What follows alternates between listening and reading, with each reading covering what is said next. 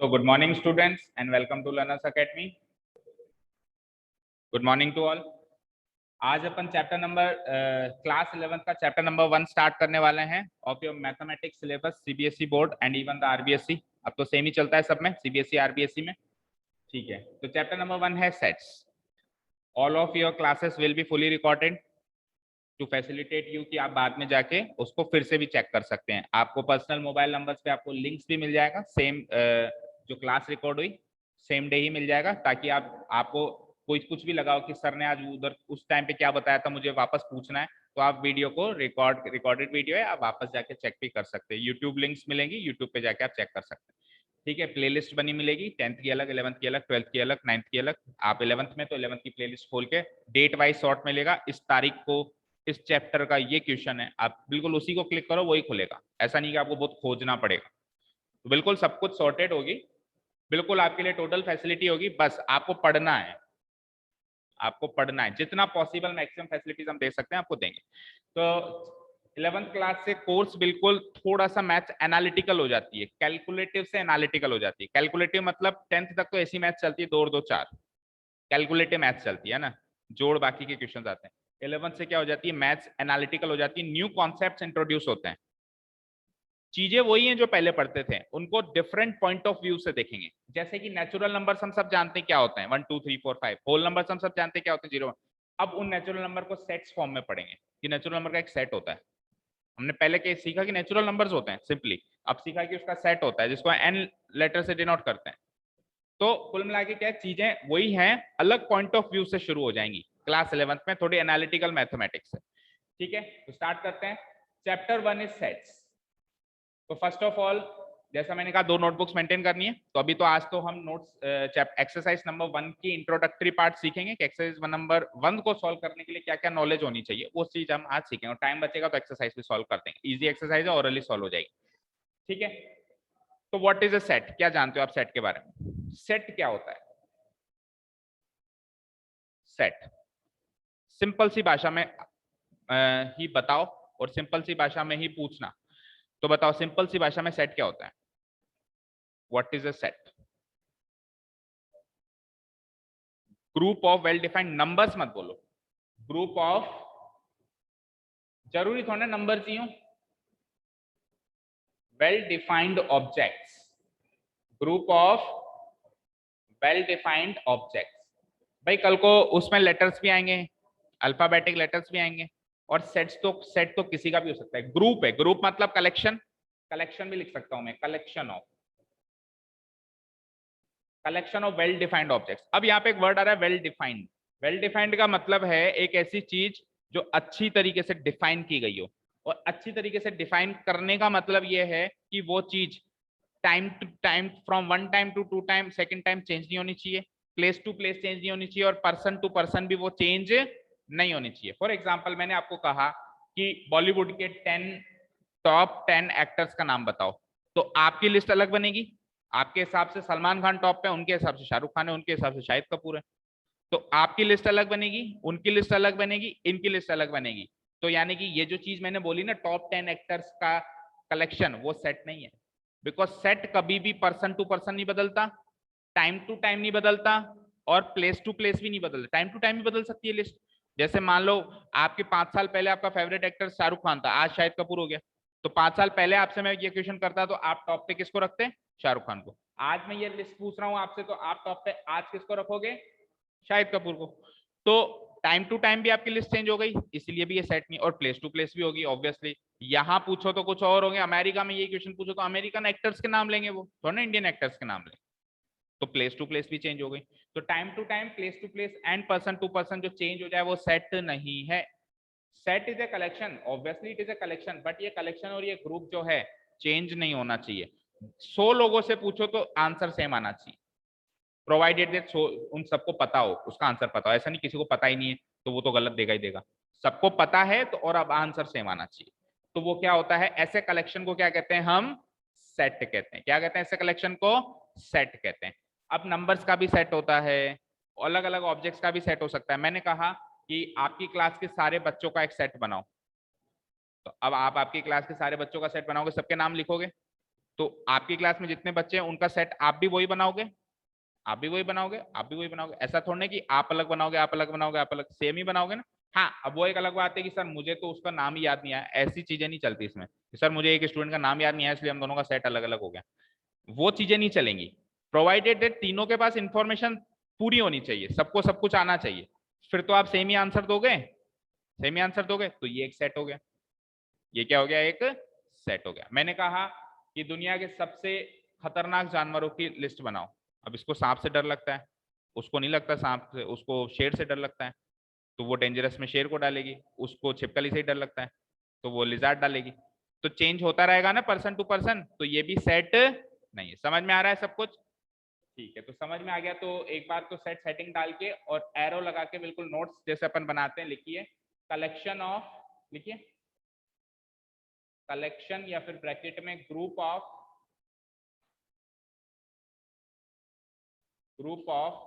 Well defined objects, well defined objects, collection bracket में group of well defined objects.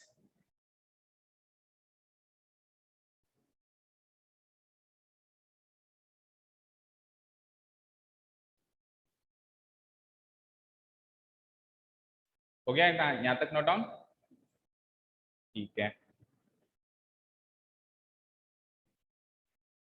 ठीक है।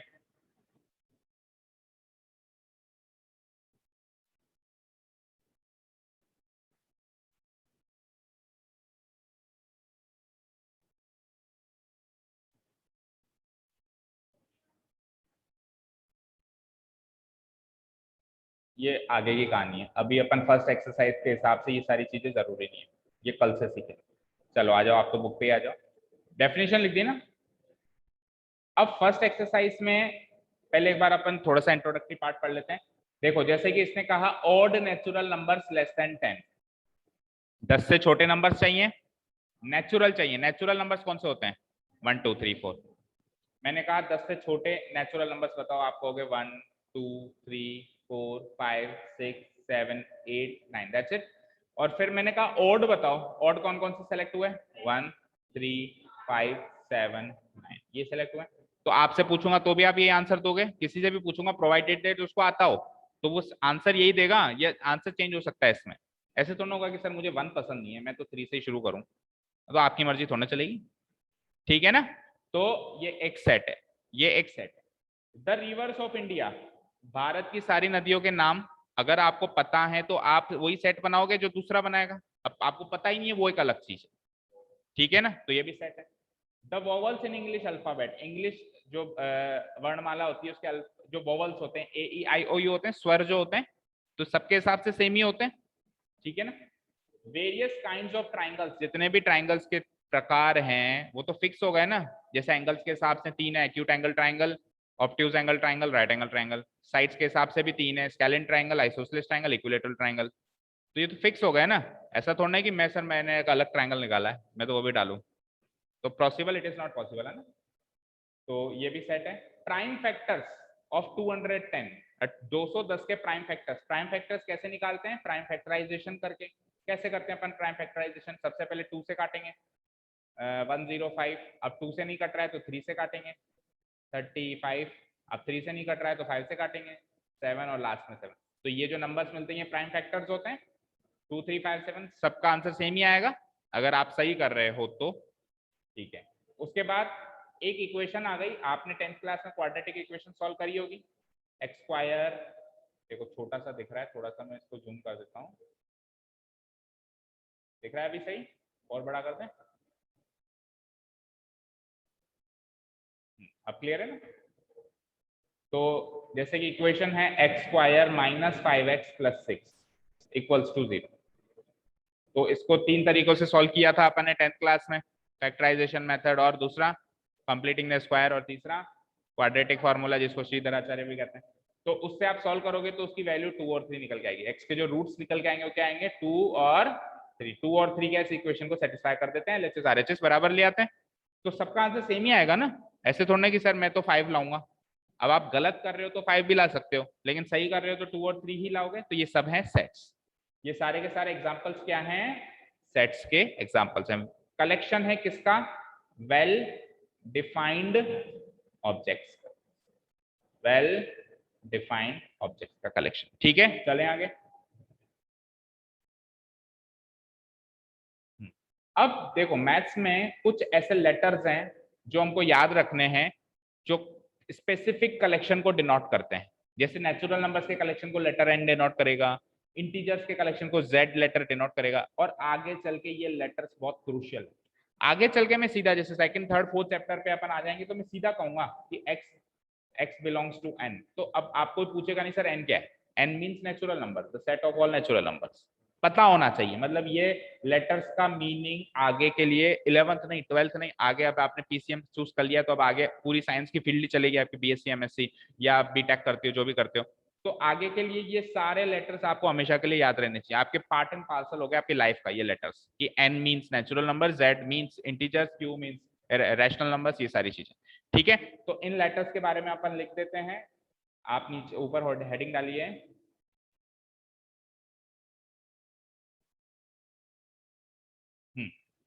ऊपर heading डाल दीजिए आप,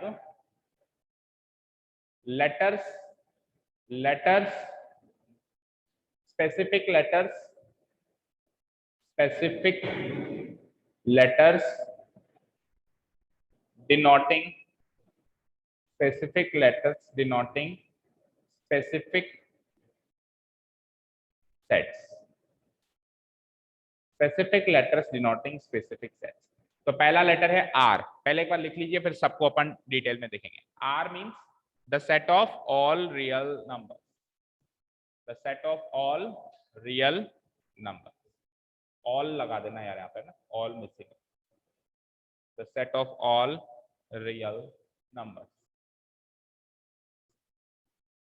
क्यू मींस, हो सकता है अब ये जो जो ऑर्डर है वो आपकी बुक से डिफर करता हो, मैंने ऑर्डर उस हिसाब से लिखा है जिस हिसाब से आपको समझ में।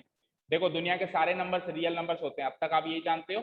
अब 11th में पहली बार आप नॉन रियल नंबर्स से मुलाकात करेंगे, chapter number 5 complex numbers, iota जिसको अपन कहते हैं ना, चैप्टर नंबर 5 में आप पहली बार मुलाकात करेंगे ऐसे नंबर से जो रियल में एग्जिस्ट ही नहीं करते दुनिया में, केवल इमेजिन कर सकते हैं अपन, ऐसे नंबर्स भी हैं।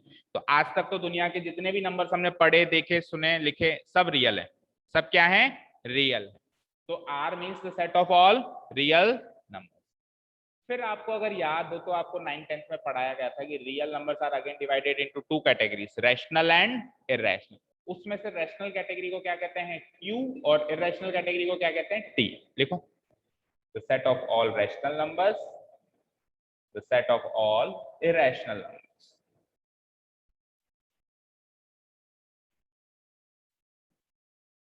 अरे आज आपको स्कूल नहीं जाना क्या, स्कूल, तो फिर आप रेडी हो कि नहीं आए,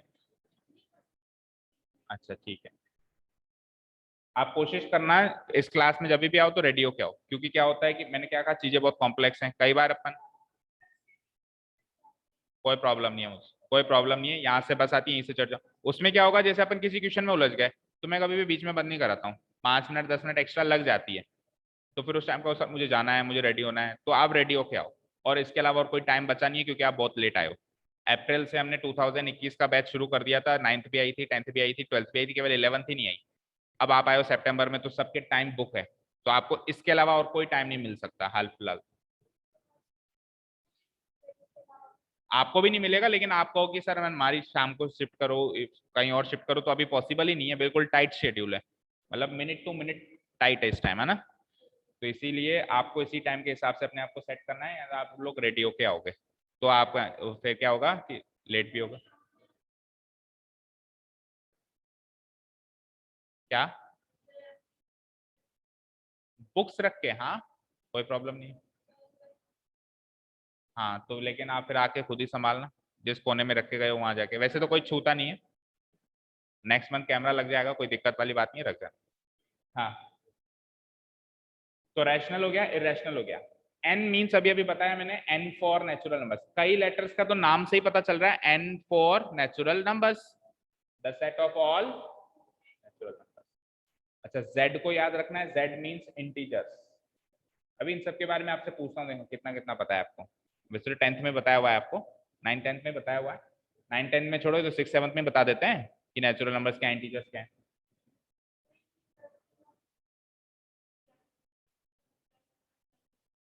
अभी बात करते हैं, एक बार सारा लिख लो फिर सारी बात करते हैं अपन, है ना। ठीक है, कहां तक आ गए, जेड तक आ गए। अब देखो इनके आगे प्लस माइनस लग जाए तो पॉजिटिव नेगेटिव हो जाता है। जैसे आर का मतलब था रियल नंबर्स, तो आर के ऊपर प्लस लगा दिया छोटा, तो इसका मतलब क्या हो गया, पॉजिटिव रियल नंबर्स। अगर माइनस लगा दूं तो नेगेटिव रियल नंबर्स, बोलने की जरूरत नहीं है। सिमिलरली क्यू के ऊपर प्लस लगा दिया तो क्यू का मीनिंग था रैशनल नंबर्स, तो क्यू प्लस का मीनिंग हो गया पॉजिटिव रैशनल नंबर्स। जेड का मीनिंग था इंटीजर्स, तो जेड प्लस का मीनिंग हो गया पॉजिटिव इंटीजर्स। कल को मैं जेड माइनस लगा दूं तो क्या हो जाएगा, the set of negative integers. ऐसे कोई से बहुत सारी चीजें अपन और भी बना सकते हैं, तो इतना लिख लोगे तो समझ जाओगे ना। अब बात करते हैं एक एक को उठाते हैं। तो देखो अब तक आपने जितने भी नंबर्स देखे वो सब रियल है, ये नोट हो गया सबका यहां तक, एक बार कर लो।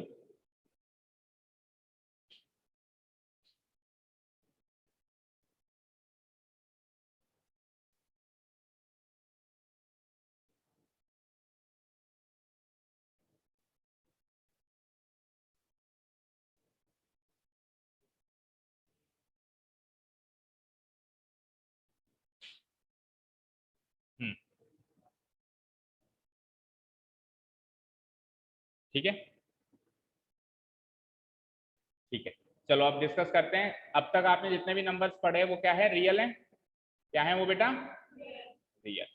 फिर अगेन रियल दो पार्ट्स में हमने डिवाइड कर दिया था, एक तो था rational and the second category was, चलो बताओ किस किस को पता है रैशनल क्या होता है, रैशनल क्या होता है। जिसको पी अपॉन क्यू की फॉर्म में लिख पाते हैं, और इरेशनल जिसको पी अपॉन क्यू की फॉर्म में लिख नहीं पाते हैं। वहां पे पी और क्यू क्या होने चाहिए,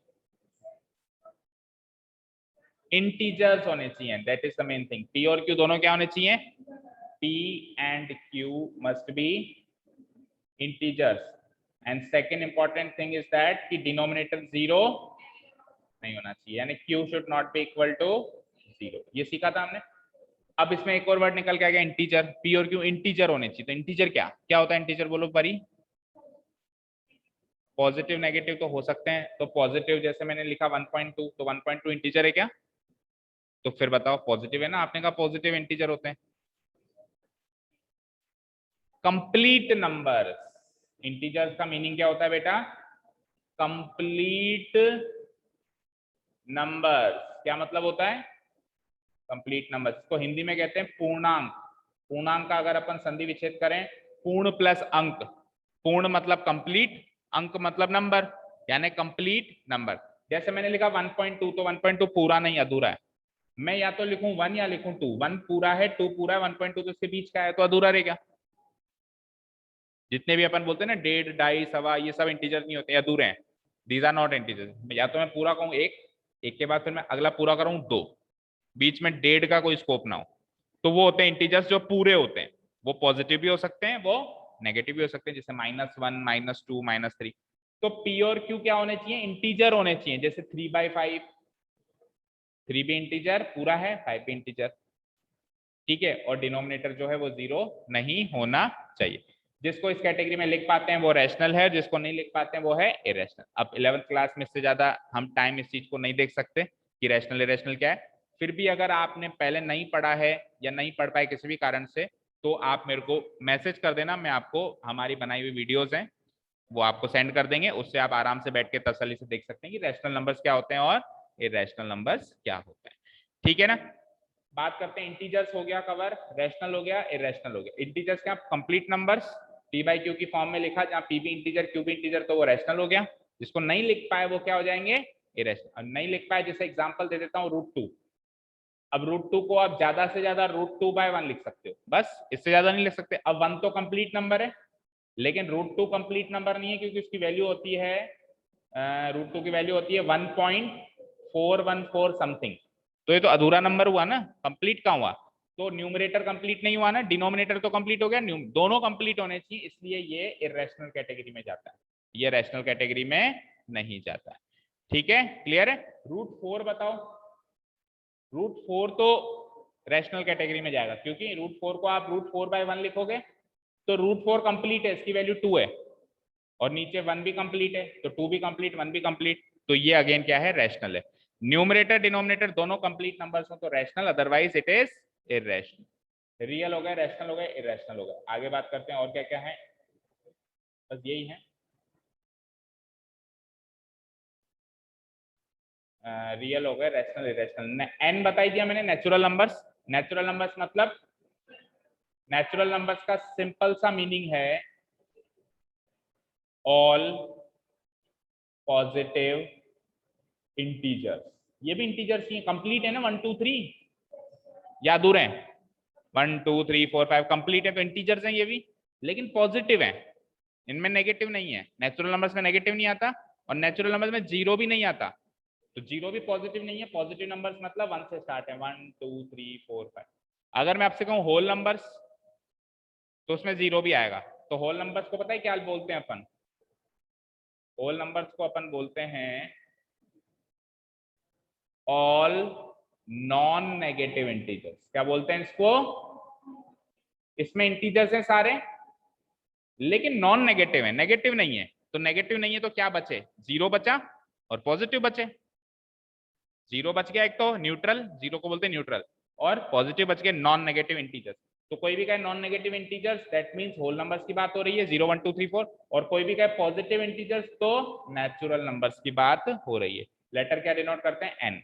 और जेड में तो फिर सारे इंटीजर्स आ गए, पॉजिटिव भी आ गए 1 2 3 4 5, नेगेटिव भी आ गए -1 -2 -3, जीरो भी आ गया, न्यूट्रल भी आ गया। प्लस लगाने का मतलब समझा ही दिया मैंने, plus means positive, minus means negative. ठीक है, आगे चलते हैं। देखिए, एक साइन यहाँ पे मैंने बनाया हुआ है। पहले आप ये चार्ट बनाओ। सबसे ऊपर आर, आर का मतलब रियल बनाओ। इस चार्ट, ये जो हमने अभी नंबर्स की डेफिनेशन लिखी, इसके हिसाब से थोड़ा सा इसको डिवाइड करके बताया है ना। सबसे ऊपर क्या रहेगा, रियल नंबर्स रहेंगे।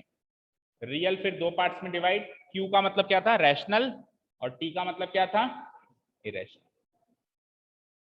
फिर रैशनल नंबर्स में से ही कहीं ना कहीं इंटीजर्स हैं। रैशनल नंबर्स में सारे नंबर्स हैं, कंप्लीट नंबर्स भी हैं 1 2 3 4, और इनकम्प्लीट नंबर्स भी हैं, जैसे 1.2 3.7 ऐसे नंबर्स भी हैं, सारे नंबर हैं। इनमें से छट के फिर निकलते हैं इंटीजर्स।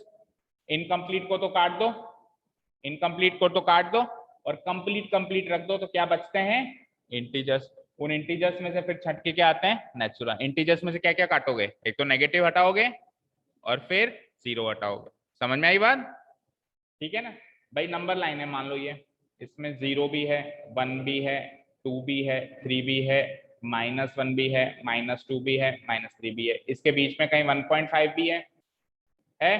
इसके बीच में मान लो कहीं -1.3 भी है। अब क्या करोगे, ये तो है सारे के सारे रैशनल नंबर्स, ये जितने भी नंबर्स हैं वो सारे के सारे क्या हैं, रैशनल। इस रैशनल के अंदर z चाहिए, z चाहिए मतलब इंटीजर्स चाहिए, तो आप एक तो नेगेटिव हटा दो और एक जीरो हटा दो। सॉरी, गलत बोल दिया। इस रैशनल में से इंटीजर्स चाहिए, इंटीजर्स चाहिए तो आप पॉइंटों वाले नंबर्स हटा दो, कंप्लीट तो रख दो। ये पॉइंट वाला हटा गया, ये पॉइंट, अब कंप्लीट रह गए, -3 -2 -1 0 1, ये सारे इंटीजर्स रह गए। इसमें से वापस नेचुरल चाहिए, तो नेचुरल चाहिए तो आप नेगेटिव हटा दो और जीरो हटा दो, 1 से शुरू कर दो। तो ये चार्ट का मतलब है, उसमें से ये निकला, इसमें से ये निकला, इसमें से ये निकला, ठीक है। तो मैं कह सकता हूं कि नेचुरल नंबर इंटीजर का ही पार्ट है, इंटीजर रैशनल नंबर का पार्ट है, और रैशनल नंबर रियल नंबर का पार्ट है। और जो मैं कह रहा हूं ना पार्ट है, तो उसको हम कहते हैं सबसेट। मैथमेटिकली इसको क्या कहते हैं, सबसेट। सबसेट का मतलब उससे छोटा सेट, उससे छोटा, बड़ा सेट, उस बड़े सेट में से एक छोटा पार्ट तोड़ लिया अलग से, तो वो उसका सबसेट बन गया। क्या बन गया वो उसका सबसेट। जैसे रियल नंबर बड़ा विशाल सेट था, उसमें से छोटा पार्ट तोड़ के हमने क्यू बना दिया, रैशनल नंबर्स बना दिए, तो रैशनल नंबर से सबसेट ऑफ आर कह सकता हूं मैं। और सबसेट का साइन होता है ऐसे, अभी मैं आपको साइन भी बताऊंगा सारे, अभी के हाल फिलहाल के लिए याद रखो। सबसेट का साइन क्या होता है, ऐसा, इसका मतलब होता है सबसेट। और अगर इसको काट दें तो इसका मतलब होता है not a subset, not a subset. जब नहीं काटेंगे तो उसका मतलब होगा इज ए सबसेट ऑफ, और काट देंगे तो उसका मतलब होगा not a, is not a subset of, ठीक है। तो इस चार्ट के बाद आप फिर आप नीचे लिख दीजिए, ऊपर कहीं भी जगह मिल रही है, देखो, n is a subset of z, Natural number is a subset of integers. Integers is a subset of rational numbers. Rational numbers is a subset of real numbers. एक चीज तो मैं ये लिख सकता हूँ, अगेन मैं ये भी लिख सकता हूँ कि t is also a subset of r. भाई जो इरेशनल नंबर है वो भी रियल नंबर्स का ही पार्ट है, तो ये भी लिख सकते हो आप. और देखो इसी में से मैंने एक चीज देखी, जो n है वो t में नहीं आ रहा है ना, मतलब t से नहीं बना है, तो मैंने क्या लिखा है, n is not a subset of t. आप ये भी लिख सकते हो z is not a subset of t. कुछ भी चीजें ऐसे बना सकते हो. तो ये कुछ चीजें मैंने सबसेट के हिसाब से बनाई है, आप भी लिख लीजिए, नोट डाउन कर लीजिए. Here here according to the as per the chart we can say that n is a subset of z, z is a subset of q, q is a subset of r.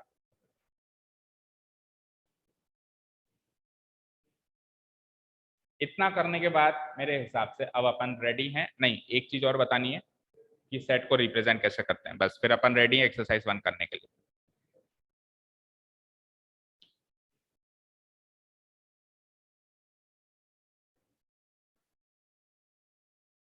देखो अब exam तो होते रहेंगे, exam के हिसाब से ना तो तैयारी चल सकती है, उसके लिए तो पहले आते हैं. क्यों सोए हुए थे? वो पता था ना भाई सितंबर में एग्जाम्स होते हैं, अक्टूबर में होते हैं, पता था कि नहीं था? पता था ना भाई होते हैं एग्जाम्स, हर बार ही होते हैं, पहली बार तो स्कूल गए नहीं हो. हर बार पता है सितंबर अक्टूबर में फर्स्ट टर्म्स मिड टर्म्स होते हैं, उसके लिए शुरू में उठ के आते हैं. तो आपकी मैं अच्छे से अब तक तो मैं आपका 75% कोर्स करा चुका होता. मैंने 12th क्लास का 70% कोर्स करवा दिया. 12th क्लास का कितना भारी भरकम कोर्स है, क्योंकि वो टाइम से आ गए, टाइम से जा गए. 9th क्लास टाइम से जा गई, उनका मोर देन 50% हो गया. 10th का तो ऑलमोस्ट खत्म होने की कगार पे. आप क्यों नहीं आए? तो अब मैं ऐसे जल्दीबाजी में फास्ट फॉरवर्ड में कभी पढ़ा नहीं सकता, ना पढ़ाता हूँ. हमारा काम सिस्टमेटिकली चलेगा. टेस्ट वेस्ट अब आप अपने आप मैनेज करो, वैसे भी स्कूल लेवल के टेस्ट है, क्या होता है उसमें, कैसे मार्किंग होती है, सब जानते हो आप अपने आप मैनेज करो उतना तो, है ना. और स्कूल में भी चैप्टर नंबर 1 ही तो पढ़ाया है, कोई ज्यादा आगे तो वो गए नहीं है कि बहुत ज्यादा दे देंगे.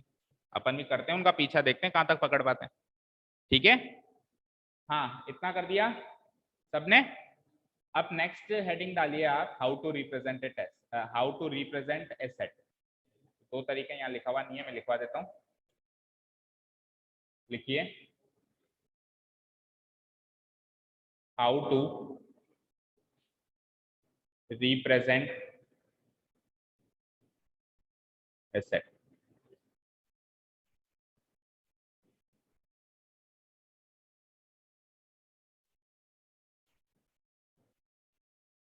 एंड अब आप क्लास 11th में हो बेटा, आप इतने मैच्योर हो कि ये छोटी मोटी चीजें, टेस्ट प्रोजेक्ट सब मैनेज का भी तो प्रोजेक्ट्स भी मिलेंगे, सब मैनेज करना पड़ेगा. ठीक है, अब कूद गए आग के दरिया में, तो अब उसमें डुबकियां भी लगानी है. ठीक है ना, कूद गए पीसीएम में, तो अब उसमें तो बहुत डुबकियां लगानी है, उछल कूद भी मारनी है, हाथ पांव मारने ही पड़ेंगे. ठीक है, how to represent a set. तो सेट को रिप्रेजेंट करने के बेसिकली दो तरीके होते हैं, और भी तरीके हैं, लेकिन इस लेवल पे एक बार आप दो तरीके सीखो. एक होती है रोस्टर फॉर्म, एक क्या होती है, रोस्टर फॉर्म, जिसको अपन टेब्यूलर फॉर्म भी कहते हैं. टी ए है, TABULAR, टेब्यूलर फॉर्म भी कहते हैं. And the other one is set builder form. Set builder form,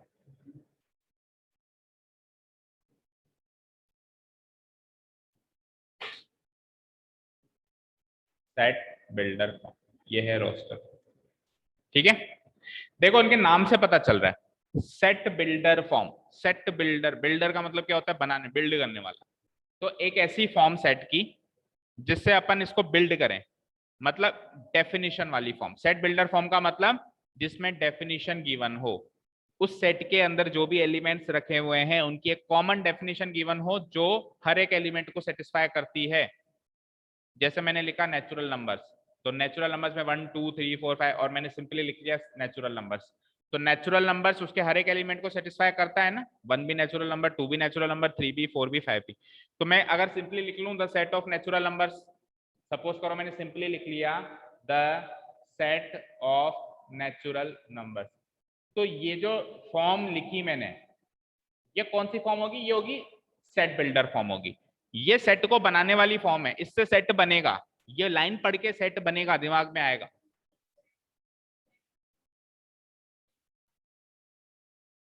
ऐसा कुछ भी नहीं है, रोस्टर फॉर्म से सेट बिल्डर फॉर्म में भी बनवा सकता है आपसे, और बिल्डर फॉर्म से रोस्टर फॉर्म में भी बनवा सकता है. सेट बिल्डर फॉर्म का मतलब सेट को बनाने वाली फॉर्म। अब मैंने कहा सेट ऑफ नेचुरल नंबर्स है, बनाओ, तो आपने क्या बनाया सर, 1 2 3 4 5। अरे ये कहां से बनी, इधर से बनी ना, वो होती नहीं तो ये बनती क्या, तो उसका नाम है सेट बिल्डर फॉर्म। और ये है टेब्यूलर फॉर्म या रोस्टर फॉर्म। रोस्टर यानी अलग अलग करके रख देना, अलग अलग करके एलिमेंट्स को रख देना, जैसे 1 अलग कर दिया, 2 अलग कर दिया, 3 अलग कर दिया। और ये जितने भी एलिमेंट्स हैं ये एक दूसरे से कॉमा से सेपरेट होंगे। किससे सेपरेट होंगे, याद रखना बच्चों, किससे सेपरेट होंगे, कॉमा से सेपरेट होंगे। और पैक किस में होंगे, पता होगा आपको, बताओ पैक किस में होंगे, ना ना, ये जैसे 1 2 3 4 5 लिख दिया, और भी नेचुरल नंबर्स होंगे, कर्ली ब्रेसेस में, कर्ली ब्रेसेस में या कर्ली ब्रैकेट्स में जिसको आप बोलते हो, कर्ली ब्रैकेट में ये पैक होते हैं। रोस्टर फॉर्म किसी भी फॉर्म में, उसमें भी कर्ली ब्रैकेट में पैक होंगे। यानी सेट को रिप्रेजेंट करने के दो तरीके हैं, रोस्टर फॉर्म और सेट बिल्डर फॉर्म। ये तो फॉर्म हो गई दो अलग अलग। जब अपन लिखते हैं तो हम क्या करते हैं, एलिमेंट्स को कॉमा से सेपरेट करते हैं और पैक काई में करते हैं, कर्ली ब्रेसेस में या कर्ली ब्रैकेट में। दूसरी चीज, सेट को हमेशा कैपिटल लेटर से डिनोट किया जाता है, जैसे A B C D E F G H Y, और उसके एलिमेंट्स को स्मॉल लेटर से डिनोट किया जाता है। मेन सेट को कैसे डिनोट करेंगे, कैपिटल लेटर से। और उसके अंदर जैसे मान लो मैंने कहा कि वोवल्स का सेट बनाओ, तो वोवल्स के सेट का नाम आपने रख दिया ए या वी रख दिया, वी फॉर वोवल, तो वी को तो आप कैपिटल लेटर लिखोगे, वो तो सेट का नाम है। इक्वल टू उसके अंदर के जब आप एलिमेंट्स लिखोगे तो स्मॉल लेटर में लिखोगे, small A, small E, small I, small O, small. ठीक है, क्लियर है यहां तक, ठीक है। तो roster form, set builder form आप समझ गए क्या है। रोस्टर अभी अपन क्वेश्चन ही करेंगे डायरेक्ट, उसमें समझ में आ जाएगा ना। इतना लिख लो और नोट डाउन करके लिखो यहाँ पे, the name of the set, the name of the set is denoted by, is denoted by a capital letter, a capital letter, that is capital letter क्या क्या हो सकते हैं, capital A, capital B, capital C, dot dot dot, कुछ और से भी हो सकते हैं। ये तो point number 1। The elements of the set, the elements of the set are denoted by, are denoted by small letters, small letters, small letters means small a, small b, small c, etc. और यहाँ पे numbers भी आ सकते हैं, क्या क्या आ सकते हैं एलिमेंट्स में, नंबर्स भी आ सकते हैं और एक्सेट्रा लिख दिया। इसके अलावा भी और चीजें भी आ सकती है, जैसे मैंने कहा राइटर्स के नाम, तो वो राइटर्स के नाम ना तो नंबर्स है ना लेटर्स हैं, कुछ और ही, और ऑब्जेक्ट्स भी आ सकते हैं। ठीक है, ठीक है ना। Third, we always put, we always put curly braces, curly braces, curly braces, braces समझते हो ना, यानी कि brackets, brackets around, around a set, एक सेट के चारों तरफ अपन हमेशा क्या पुट करते हैं, कर्ली ब्रेसेस।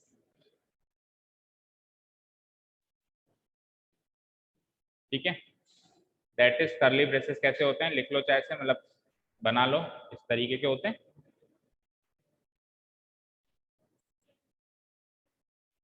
बनते नहीं है, इजी है वेरी, देखो ऐसे, फिर ऐसे, फिर ऐसे। हाँ ऐसे भी कर सकते हो, वो आप ऐसे करके करते हो ना, हाँ कर सकते हो, नो प्रॉब्लम। बार बार बनाओगे, अब इस एक्सरसाइज में तो बनाने तो प्रैक्टिस हो जाएगी।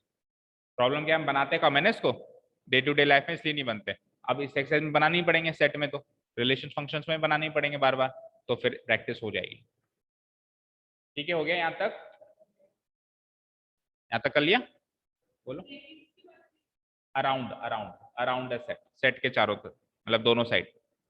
अराउंड की जगह चाहे तो ये लिख लो, या फिर on both sides of set ऐसे लिख लो। ठीक है, क्लियर है यहाँ तक। ये कुछ इंपॉर्टेंट बातें याद रखने के लिए सेट्स में। Now I think we can go to the exercise. देखो इसने भी डेफिनेशन वही दी है, well defined collection of objects, हमने भी वही दी है। ठीक है जी, एक लास्ट चीज और कर लेते हैं। हाँ एक इंपॉर्टेंट चीज, हम रोस्टर फॉर्म में जो एलिमेंट्स लिखते हैं ना, वो कभी भी रिपीट नहीं होते। रोस्टर फॉर्म में जो हम एलिमेंट्स लिखते हैं वो कभी भी रिपीट नहीं होते। कहने का मतलब है, मैंने आपको कहा कि स्कूल वर्ड के सारे लेटर्स का सेट बनाओ। आपने कहा सर सेट बनाना है, ये लो बना देते हैं। स्कूल वर्ड में कौन कौन से लेटर आ रहे हैं? एस आ रहा है, सी आ रहा है, एच आ रहा है, 2 बार ओ आ रहा है, एल। तो सही बनाया कि मैंने सेट? गलत। ओ ओ वहां तो रिपीट हो रहा है, लेकिन जब आप रोस्टर फॉर्म, ये रोस्टर फॉर्म ही है बेटा, जिसमें अपन एलिमेंट्स को अलग अलग लिखते हैं और कॉमा से सेपरेट करते हैं, ये रोस्टर फॉर्म है। आप पूछ रहे थे रोस्टर फॉर्म क्या है? एलिमेंट्स को अलग अलग लिख दो, उस सेट के अंदर क्या क्या कलेक्शन लिया है सबको अलग अलग लिख दो, अलग अलग बताओ और कॉमा से सेपरेट करो। इसमें हम क्या करेंगे, अगर ओ 2 बार आ रहा है तो हम 1 बार ही लिखेंगे। तो रोस्टर फॉर्म में कभी भी एलिमेंट्स को रिपीट नहीं करते। मैंने आपसे पूछा स्कूल वर्ड बनाने के लिए कौन कौन से लेटर चाहिए, तो आप ऐसे ही कहोगे एस, सी, एच और एल चाहिए। कौन सा लेटर कितनी बार चाहिए वो नहीं पूछा मैंने, भाई ओ 2 बार चाहिए, सी 3 बार चाहिए, एच 4 बार चाहिए, वो नहीं पूछा। मैंने आप सिंपली पूछा स्कूल वर्ड बनाने के लिए कौन कौन से लेटर चाहिए। आप क्या कहोगे? एस चाहिए, सी चाहिए, एच चाहिए और एल चाहिए। ये 4 लेटर्स दे दो, अब मैं बना दूंगा स्कूल, स्कूल वर्ड बना दूंगा। स्कूल तो क्या बनाऊंगा, ठीक है, स्कूल वर्ड अब मैं बना दूंगा। समझ गए? तो रोस्टर फॉर्म में कोई भी लेटर रिपीट नहीं करेगा, पहली चीज ये। अब चलते हैं आगे, जैसे जैसे माइंड में जैसे जैसे आगे आते जा रहे हैं आपको बताते जा रहे हैं। एक्सरसाइज 1 की आने की कगार पे ही हम। सेट बिल्डर फॉर्म हो गया।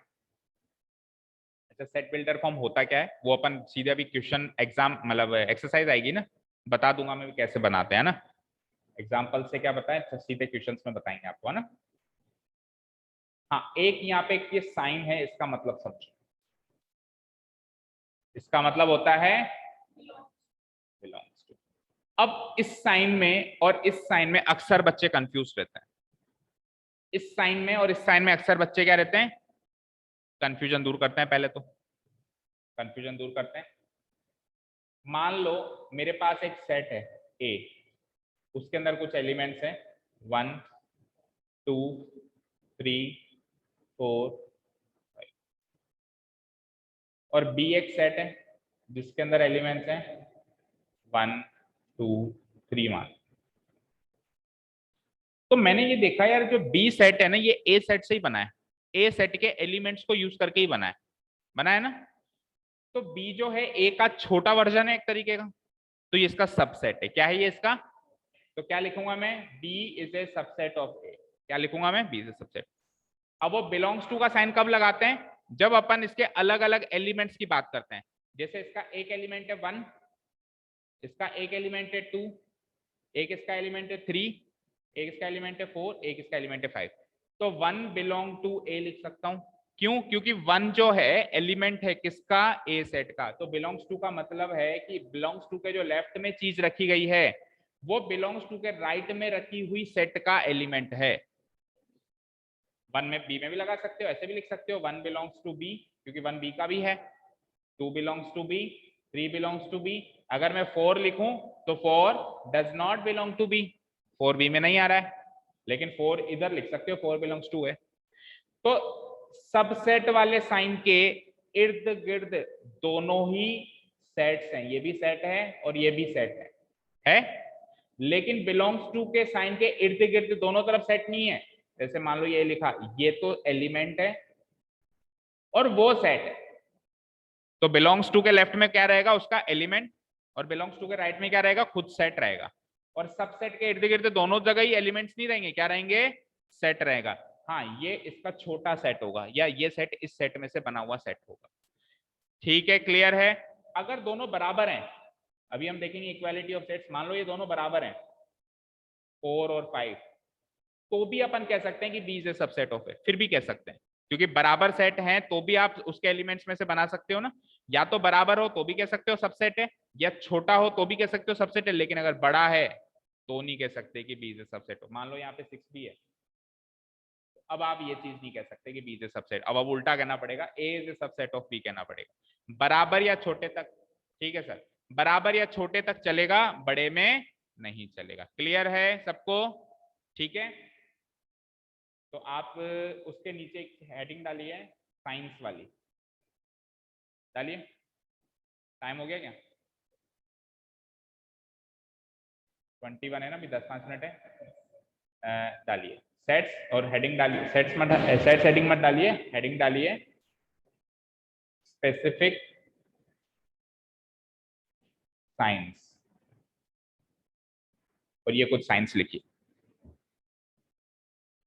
सारे साइंस एक साथ ही लिख लीजिए। हालांकि पहली एक्सरसाइज में तो केवल 2 ही साइन काम आ रहे हैं, बिलोंग्स टू और सबसेट वाला साइन काम आ रहा है, लेकिन आप एक साथ ही लिख लीजिए ताकि एक ही जगह याद रह जाए। बिलोंग्स टू का साइन उल्टा ई की तरह होता है, उल्टा ई बना दो, ई की मिरर इमेज बना दो, है ना, थोड़ा बहुत।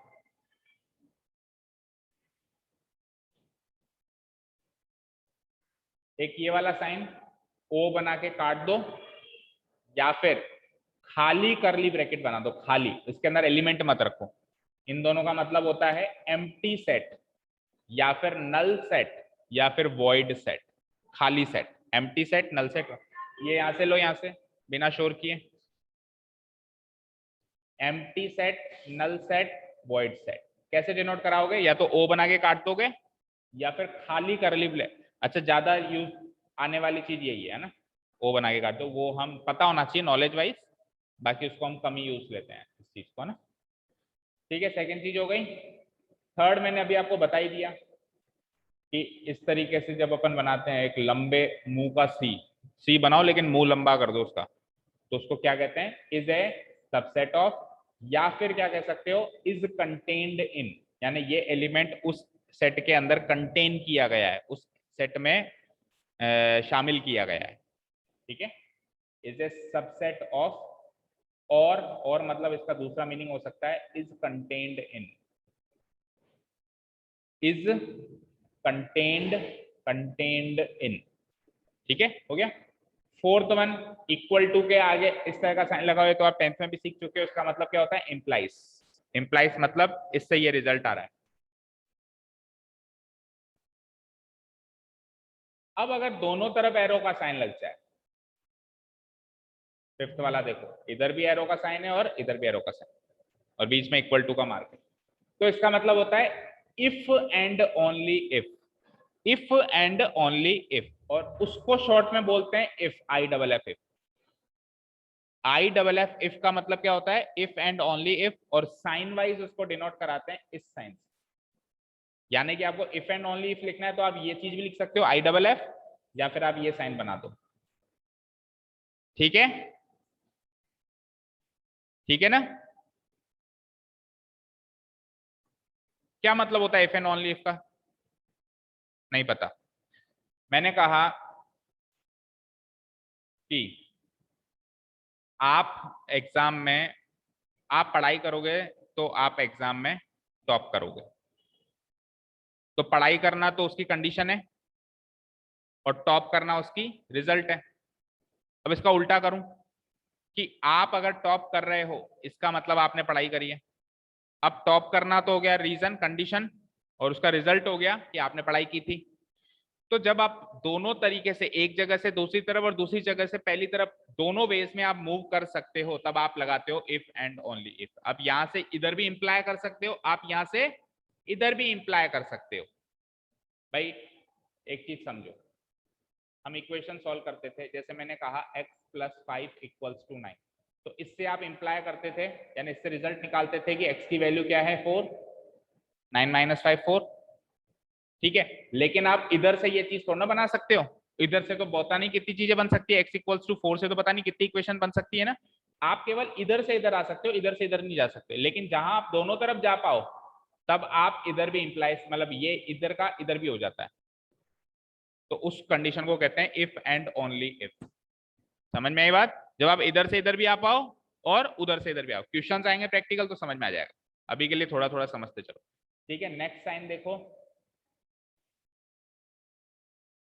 ओपन ब्रैकेट्स का मतलब होता है ओपन इंटरवल, इसको बोलते हैं ओपन, स्मॉल ब्रैकेट्स बोलते थे आप बचपन में, अब बड़े हो गए, अब इसको कहेंगे ओपन ब्रैकेट्स। क्या कहेंगे इसको? Open brackets.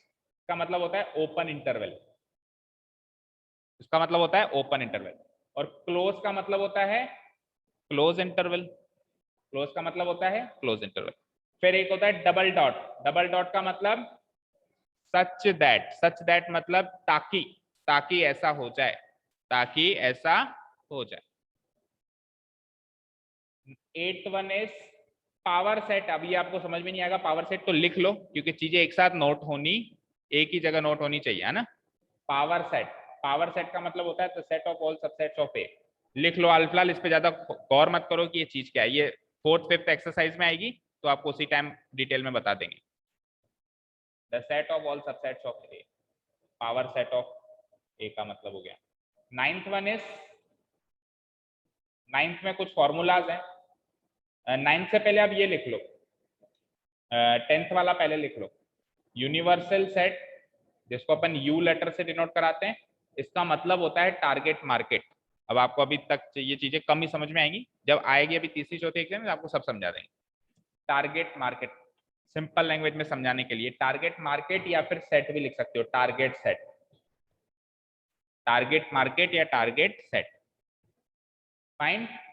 और फिर 10th में आप ये वाला डाल दो, ये एक्चुअली साइन नहीं है, एक्चुअली एक फॉर्मूला है, पर आप साथ में लिख दो।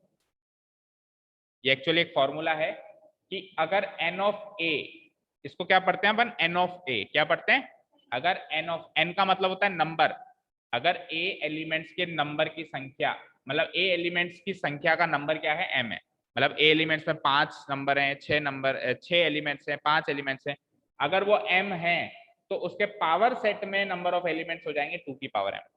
अगर a सेट में m एलिमेंट्स हैं तो उसके पावर सेट में 2 to the power m elements होते हैं। अब आप, अभी आपको यही नहीं पता कि पावर सेट क्या है, इसलिए आपको ये कम समझ में आएगा, तो अभी आप केवल लिख लो। अभी तक आपके लिए काम के केवल यहाँ से लेके यहाँ तक, ये यहाँ तक के एलिमेंट्स से काम, 8 9 10 फिर आपको बाद में समझाएंगे, लिख लो लेकिन एक जगह, ठीक है। अब ओपन इंटरवल और क्लोज इंटरवल के आगे मैंने एक फिगर बनाया हुआ है, ओपन इंटरवल क्लोज इंटरवल का मतलब समझो। ये वाला नहीं समझ आ रहा ना, दोनों ही नहीं आ रहे, देखो मैंने आपको कहा 1 2 3 4, मैंने आपको कहा 1 से 4 के नंबर बताओ, तो आप क्या कहोगे, सर ये रहे 1 2 3 4। तो 1 से 4 के बीच में 1 और 4 दोनों शामिल हैं, तो जब दोनों नंबर शामिल होते हैं तब अपन लगाते हैं क्लोज ब्रैकेट्स 1,4। 1,4 का मतलब है 1 से लेकर 4, जिसमें 1 भी शामिल है और 4 भी शामिल है। और जब नंबर लाइन पे इसको ड्रॉ करते हैं तो अपन डार्क डॉट लगा देते हैं, डार्क डॉट, डार्क डॉट का मतलब ये भी शामिल है और ये भी शामिल, फिल्ड मतलब फिल कर देते हैं उसको।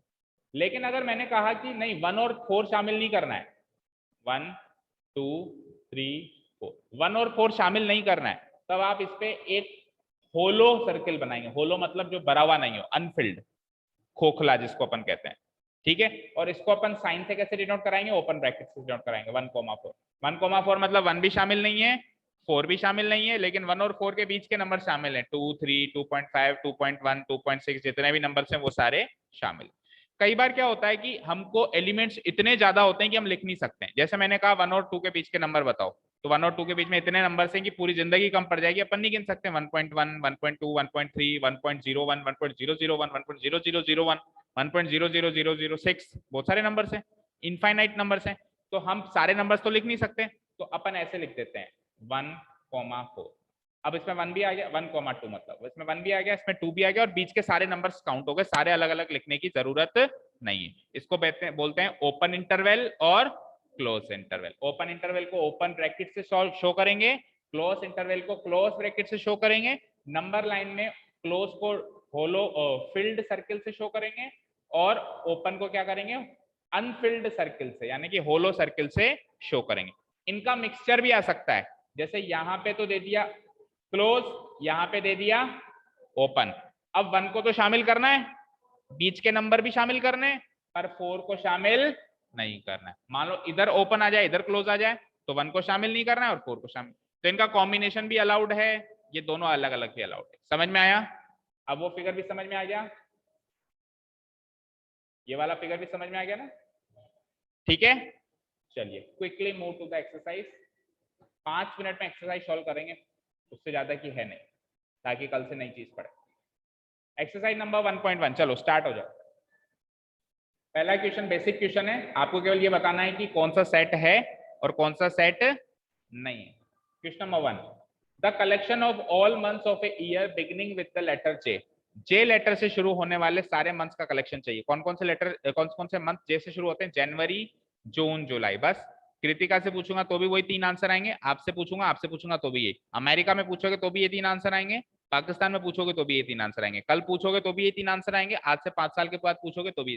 तो टाइम टू टाइम नहीं बदल रहा, प्लेस टू प्लेस नहीं बदल रहा, पर्सन टू नहीं बदल रहा, therefore it is a set. तो क्या कर दूंगा मैं? Yes, it is a set. और अगर ये सेट है, तो फिर बता भी देना है कि इसमें एलिमेंट्स कौन कौन से आ रहे हैं। मैंने क्या कहा था, सेट को आप किसी भी लेटर से डिनोट कर सकते हो। फॉर एग्जांपल इसको ए से डिनोट कर दिया, तो इसके एलिमेंट्स बता देना कर्ली ब्रैकेट खोल के कौन कौन से आ रहे हैं। जनवरी, जून, जुलाई, कॉमा से सेपरेट करेंगे और फिर कर्ली ब्रैकेट क्लोज कर देंगे। ठीक है, अगर सेट है तो, और सेट नहीं है तो फिर आपको बताने भी नहीं है भाई एलिमेंट्स कौन कौन से। अगर सेट है तो एलिमेंट्स बताने हैं, और सेट नहीं है तो एलिमेंट्स नहीं बताने। सेकंड बताओ, the collection of 10 most talented writers of India. Bharat के 10 मोस्ट टैलेंटेड राइटर्स की लिस्ट जो आप बनाओगे, तो आप अलग बनाओगे। आपके हिसाब से मुंशी प्रेमचंद टैलेंटेड है, आपके हिसाब से हरिवंश राय बच्चन टैलेंटेड है, तो लिस्ट चेंज हो सकती है ना पर्सन टू पर्सन। तो उस हिसाब से ये क्या हो जाएगा? It is not a set, not a set.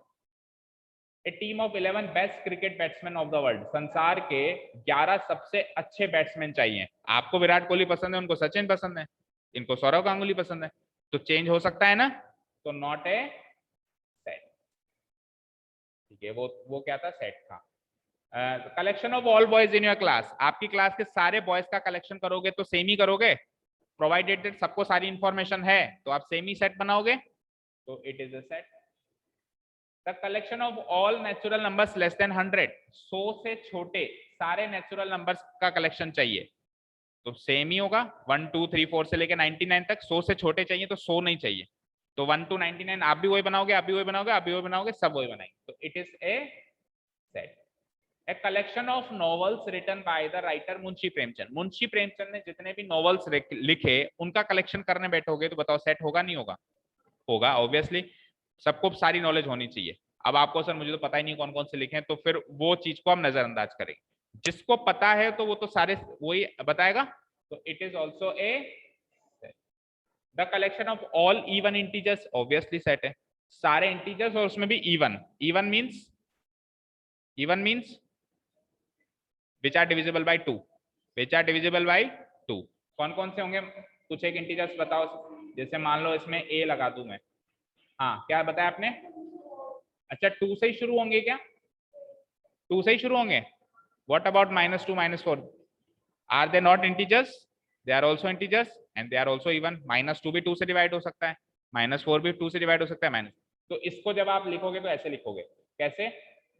पहले लगाओगे 3 डॉट, 1 2 3, फिर कुछ एक माइनस के लिखते हो, जैसे -6 -4 -2, even 0 is also integer and 0 is also divisible by 2, तो ये भी आएगा इसमें 2 4 6, बाद में वापस 3 डॉट लगाओ, शुरू में भी 3 डॉट, आखिरी में भी 3 डॉट, यानी ये लिस्ट इधर भी कंटिन्यू हो रही है और ये लिस्ट इधर भी इन कंटिन्यू हो रही है। भाई इधर भी चलते जाओ 6 8 10, और इधर लेफ्ट साइड में भी चलते जाओ -8 -10 -12, जितने भी चाहो लिखो।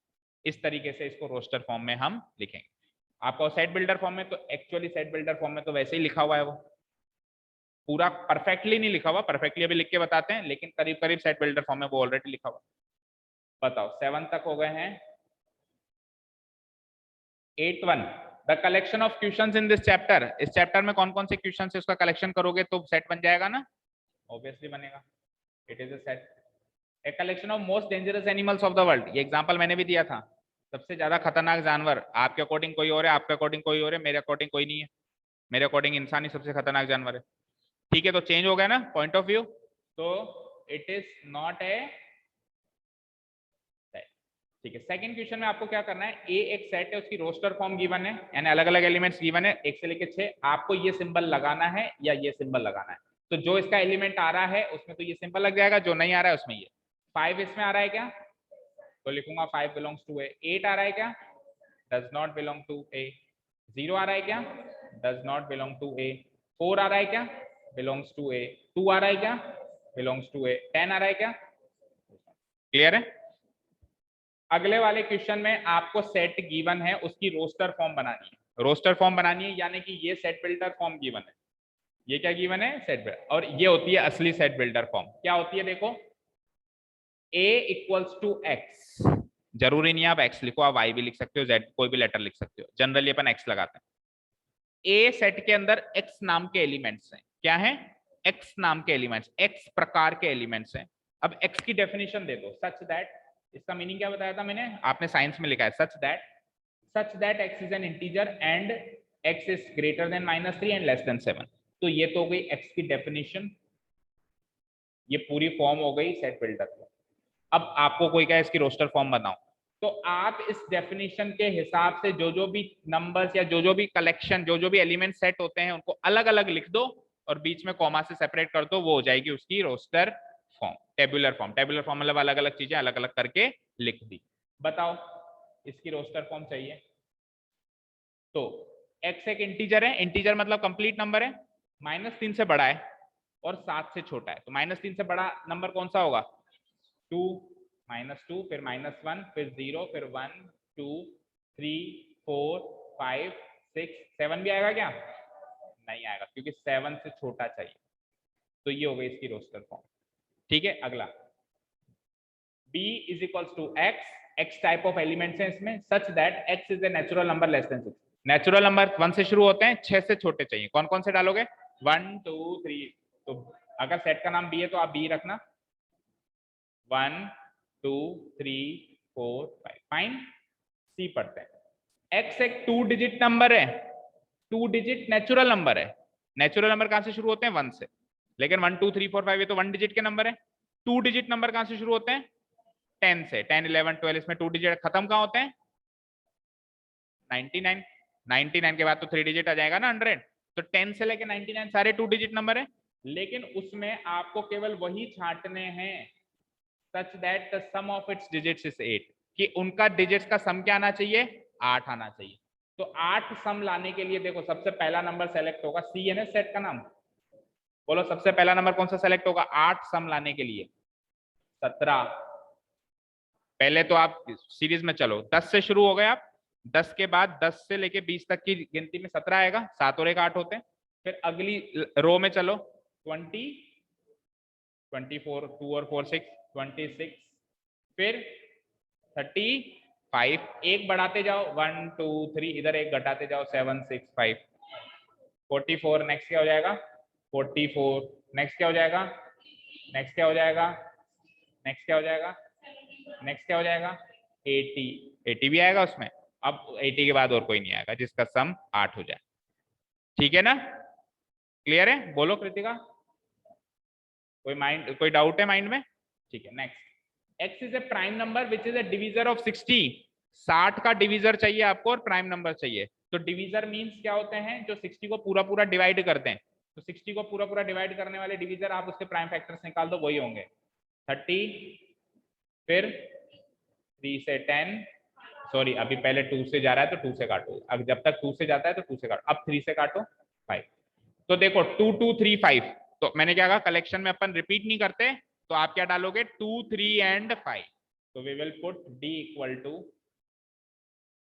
2, 3, the set of all letters in the word trigonometry. Trigonometry के सारे लेटर्स का सेट बनाना है, तो e इक्वल्स टू, बोलो क्या डालोगे, t i c o n m e आ गया क्या, e नहीं आया, y। कुछ रिपीट नहीं होना चाहिए, बस एक एक बार लिख दो, that's it. The set of all letters in better b t r b t e r b e t r b e t r। Order इसमें कोई मायने नहीं रखता, आप b t e r लिख रहे हो या b e t r लिख लो, कोई ऑर्डर मायने नहीं रखता, कॉमा से सेपरेट करके अलग अलग आप पूरा लिख दो। अच्छा, अब इसका उल्टा करना है, वो थोड़ा सा डिफिकल्ट टास्क होता है। रोस्टर फॉर्म बनाना आसान टास्क होता है और सेट बिल्डर फॉर्म बनाना क्या होता है, थोड़ा सा डिफिकल्ट टास्क होता है। तो टाइम कितना बचा है पहले तो वो देखो, कर सकते हैं क्या ये वाला क्वेश्चन? बस मिस हो जाएगी, चलो कोई बात नहीं, 7:41 हो गई है ना। ठीक है, तो हमने कहाँ तक कर लिया, क्वेश्चन नंबर थर्ड तक कर लिया है, क्वेश्चन नंबर थर्ड तक कर लिया है। तो आप कल आपकी फेयर नोटबुक में क्वेश्चन नंबर थर्ड तक के सारे क्वेश्चंस करके आएंगे। इवन इफ आपने स्कूल में कर लिया हो तो भी करना है, कोई ऐसे नहीं कहेगा कि सर स्कूल में हो गया, उतार लेना एक एक की तो लाइन। कुल मिला के होना चाहिए फेयर वर्क में, जैसे आप आंसर्स, जैसे आप एग्जाम में आंसर्स लिखेंगे उस टाइप के आंसर्स होने चाहिए। एग्जाम में आपको क्वेश्चन लिखते हो क्या, नहीं लिखते हो ना, मतलब ये तो नहीं लिखते हो ना, राइट द फॉलोइंग सेट्स, ऐसे नहीं लिखते हो, फिर उसके बाद की जो चीजें लिखनी पड़ेंगी तो उस तरीके से करके आएंगे। दो नोटबुक्स कल से मेंटेन होंगी, दोनों लाएंगे, क्योंकि मैं एक्सरसाइज करवा रहा हूँ तो एक्सरसाइज वाले में नोट करोगे, वो करवा रहा हूँ तो उसमें नोट करोगे, ठीक है। चलिए, तो आज के लिए काफी है। Thank you so much for listening to us, have a nice day, keep learning and bye. And all those students who wants to join class 11th batch, online और ऑफलाइन दोनों ही मोड में हमारी क्लासेस चलती हैं, तो आप मेरे को इस नंबर पे कांटेक्ट कर सकते हैं। अगर किसी तक ये वीडियो पहुंचता है तो इस नंबर पे कांटेक्ट करके आप मुझसे ऑनलाइन लिंक भी ले सकते हैं और ऑफलाइन एड्रेस भी ले सकते हैं इंस्टीट्यूट का आने के लिए, और वीडियो की रिकॉर्डिंग भी ले सकते हैं ना, तीनों चीजें आप ले सकते हैं। Okay, that is it for today, bye. Good morning student. Okay, good morning students and welcome to Learners Academy. Good morning to all of you. So we had done questions up to question number third in the last session of your introductory class of sets. 3 questions हो गए थे और basically क्या क्या सीखा है अभी तक, सेट क्या होता है ये सीखा है। एक चीज ये सीखी कि बिलोंग्स टू का साइन कहाँ लगता है और कहाँ नहीं लगता है। कहाँ लगेगा, जो एलिमेंट उसके अंदर है उसके बीच में लग जाएगा, जहां जो एलिमेंट उस सेट में नहीं है उसके बीच में नहीं लगेगा। इंपॉर्टेंट बात यह है कि बिलोंग्स टू का साइन जहां लग गया उसके लेफ्ट साइड में एलिमेंट आएगा, उसके राइट साइड में सेट आएगा। एलिमेंट और सेट का रिलेशन शो करता है बिलोंग्स टू का साइन, एलिमेंट और सेट का, ना कि सेट का सेट से। सेट का सेट से दूसरा रिलेशन है, वो चौथी पांचवी एक्सरसाइज में आएगा। एलिमेंट का सेट से कौन सा रिलेशन शो करने के लिए कौन सा साइन चाहिए, ये बिलोंग्स टू का साइन चाहिए, उल्टा ई। ठीक है, थर्ड क्वेश्चन में हमको सेट बिल्डर फॉर्म्स गिवन थी, हमने क्या कन्वर्ट करी उससे, रोस्टर फॉर्म। अब फोर्थ क्वेश्चन में उल्टा है, रोस्टर फॉर्म से क्या बनाएंगे, सेट बिल्डर। देखो एक चीज समझो, सेट बिल्डर फॉर्म से रोस्टर फॉर्म तो एक ही बनेगी, आप बनाओगे तो भी एक ही बनेगी, आप बनाओगे तो भी एक ही बनेगी, आप बनाओगे तो भी एक ही बनेगी। लेकिन रोस्टर फॉर्म से सेट बिल्डर फॉर्म आपकी अलग बन सकती है, आपकी अलग बन सकती है, आपके क्यों? देखो सिंपल सी भाषा में समझो, सेट बिल्डर फॉर्म और रोस्टर फॉर्म कैसे समझो। सेट बिल्डर फॉर्म तो है क्वेश्चन और रोस्टर फॉर्म है आंसर। तो क्वेश्चन का आंसर तो सेम ही होगा, पर आंसर के क्वेश्चंस तो बहुत सारे हो सकते हैं। जैसे मैंने कहा 3+2 क्या है, 5। 3+2 आपका आंसर भी 5, आपका आंसर भी 5। अब मैंने कहा आंसर 5 है, क्वेश्चन बनाओ, कुछ भी बना दो यार, 3+2 बना दो, 2+3 बना दो, 1+4 बना दो, 6-1 बना दो, हाँ कुछ भी बना दो, √5 का स्क्वायर बना दो। तो आंसर से क्वेश्चन बनाएंगे तो आपका जो फिर क्वेश्चन आप बना दोगे, यानी सेट बिल्डर फॉर्म बना दोगे, वो सबकी अलग अलग भी हो सकती है। आपको क्या बनाना है, set builder form, that means definition बनानी है आपको इन एलिमेंट्स की। जैसे पहला क्वेश्चन है 3, 6, 9, 12, तो 3, 6, 9, 12 की एक ऐसी डेफिनेशन बनानी है जो हर एक एलिमेंट पे अप्लाई हो, जो हर एक एलिमेंट पे इसके लिए भी अप्लाई हो, इसके लिए भी सच हो, इसके लिए भी सच हो और इसके लिए भी सच हो, ऐसी डेफिनेशन बनानी है। तो डेफिनेशन जरूरी थोड़ा फिक्स्ड वही बने जो आपने बनाई, जो आपने बनाई थोड़ा बहुत वेरी कर सकता है। तो इसका फिक्स्ड आंसर नहीं होता है, एक चीज मान के चलो। चलो अब बनाने की कोशिश करते हैं अपन, और ये थोड़ा सा इंपॉर्टेंट है कि हम कैसे सेट बिल्डर फॉर्म बनाते हैं। फॉर एग्जांपल पहला क्वेश्चन है, स्टार्ट करते हैं प्रोसीडिंग्स को। फर्स्ट क्वेश्चन इज, कोई भी सेट का नाम अगर गिवन नहीं हो बेटा तो नाम अपने हिसाब से खुद ही रख लिया करो। जैसे 3, 6, 9, 12 को मैं नाम रख देता हूँ सेट है, क्योंकि सेट को नाम तो देना पड़ेगा। रोस्टर फॉर्म में तो करली ब्रैकेट लगा दिया, ऐसे तो करली ब्रैकेट तो उसमें भी लगेगा। सेट को डिफाइन करते हैं, एलिमेंट्स बताते हैं तो करली ब्रैकेट्स ही लगते हैं। 3, 6, 9, 12, ठीक है। अब आप पहचानो इन एलिमेंट्स में क्या खास बात है। 3 से डिविजिबल है सारे, सारे के सारे क्या है, 3 की टेबल में आने वाले नंबर है। 3 1 जा 3, 3 2 जा 6, 3 3 जा 9, 3 4 जा 12। तो मैं क्या इसको 3n लिख सकता हूं, जहां पे n की वैल्यू 0 पुटअप कर n की वैल्यू 1 पुटअप कर दूंगा। इसको भी मैं 3n लिख सकता हूं, जहां पे मैं n की वैल्यू 2 पुटअप कर दूंगा। उसको भी मैं 3n लिख सकता हूं, जहां पे मैं n की वैल्यू 3 पुटअप कर दूंगा। और उसको भी मैं 3n लिख सकता हूं, जहां पे मैं n की वैल्यू 4 पुटअप कर दूंगा। तो चारों एलिमेंट एक प्रॉपर्टी को सेटिस्फाई कर रहे हैं, जो कि है 3n वाली प्रॉपर्टी। और जहां पे n की वैल्यू कहां से कहां चलेगी, 1 से लेकर 4 तक चलेगी। ठीक है, तो मैं क्या लिख सकता हूं उसको सेट बिल्डर फॉर्म में। इसकी सेट बिल्डर फॉर्म बन जाएगी a equals to x, a is equals to x such that a में x टाइप के एलिमेंट्स हैं, इस तरह से हैं कि x जो है वो 3n के बराबर है। हर एक एलिमेंट 3n के बराबर है, जहां पे वेयर n जो है एक नेचुरल नंबर है। ये भी लिखना जरूरी है, क्यों? क्योंकि n तो 1.5 भी हो सकता है, तो 3 इंटू 1.5 4.5 उसमें थोड़ी ना नहीं है ना। तो n एक नेचुरल नंबर है, वो बताना भी जरूरी है। एंड साथ में n एक नेचुरल नंबर है, और n की वैल्यू कहां से कहां वेरी कर रही है, 1 से लेकर और 4 तक वेरी कर रही है। ये बन गई साहब इसकी सेट बिल्डर फॉर्म।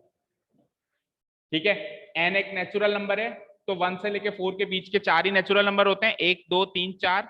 आप एक बार 1 पुटअप करो तो 3 मिल गया, एक बार 2 पुटअप करो 6 मिल गया, एक बार 3 पुटअप करो 9 मिल गया, एक बार 4 पुटअप करो 12 मिल गया।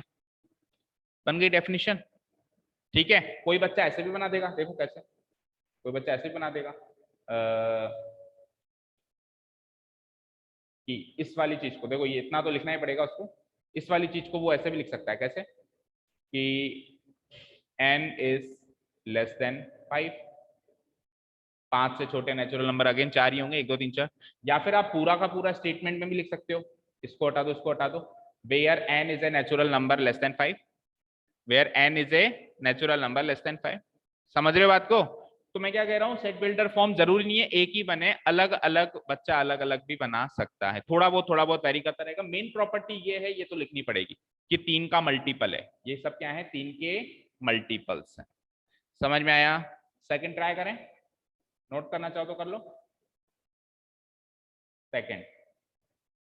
सेकंड है 2 4 8 16 32।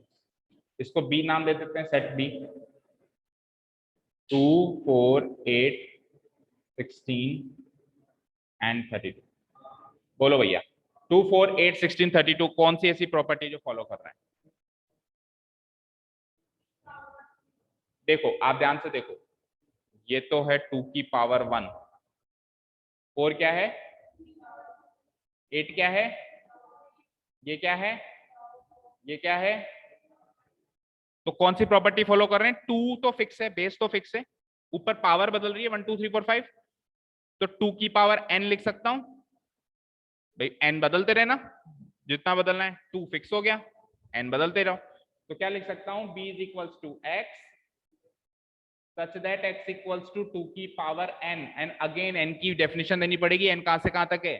तो n एक नेचुरल नंबर है, सबसे पहली चीज, क्योंकि आप n की जगह 1.5 नहीं रख सकते, यहाँ पे ऐसे नहीं रख सकते 2 की पावर 1.5। ऐसा कोई नंबर वहां पे इस सेट में मौजूद नहीं है 2 की पावर 1.5। तो आपको बताना पड़ेगा कि नेचुरल नंबर ही लेना है, यानी इंटीग्रल वैल्यू ही लेनी है 1 2 3 4 5, है ना। और n कहां से कहां वेरी कर रहा है, 1 से लेकर 5 तक। 2 की पावर 1 से 2 की पावर 5 तक गया ना मैं, तो n कहां से कहां तक वेरी कर रहा है, कहां से कहां तक, 1 से। तो n is greater than equal to 1 and less than equal to 5। समझ आया? ठीक है, इसमें अगेन आप लिख सकते हो कि n is a natural number less than 6, या n is a natural number up to 5। Up to 5 लिखो या लेस देन 6 लिखो, बात एक ही। तो इस तरीके से डेफिनेशन चेंज हो सकती है। चलो थर्ड ट्राई करते हैं। हाँ बोलो।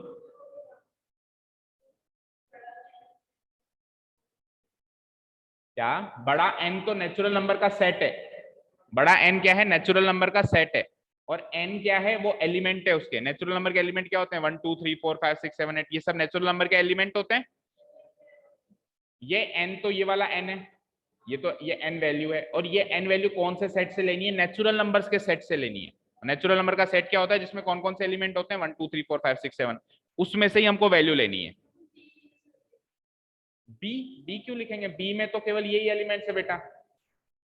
मुझे एक चीज बताओ, यहाँ पे ये n क्या क्या हो सकता है? n1 हो सकता है, 2 की पावर 1 ये आ रही है। n2 हो सकता है, 2 की पावर 2 ये आ रही है। n3 हो सकता है, 2 की पावर 3 आ रही है। n4 हो सकता है, 2 की पावर 4 आ रही है। और n5 हो सकता है 2 की। तो ये 1 2 3 4 5 ये क्या है? नेचुरल नंबर्स है ना। तो मेरे को लिखना पड़ेगा ये जो n ले रहे हो ना बेटा, ये नेचुरल नंबर के सेट से लोगे। तो नेगेटिव आएगा तो फिर ऐसी कोई वैल्यू ऊपर नहीं ना। मान लो मैंने -1 लिख दिया, तो 2 की पावर -1 क्या होती है बताओ ना? 2 की पावर -1 क्या होती है? 1 डिवाइडेड बाई 2। 1 डिवाइडेड बाई 2 की पावर 1 यानी 1 डिवाइडेड बाई 2। तो 1/2 उसमें दिखाई दे रहा है क्या? अगर माइनस ले लेंगे तो फिर वो एलिमेंट भी उसमें दिखाई देना चाहिए ना बेटा अपने को।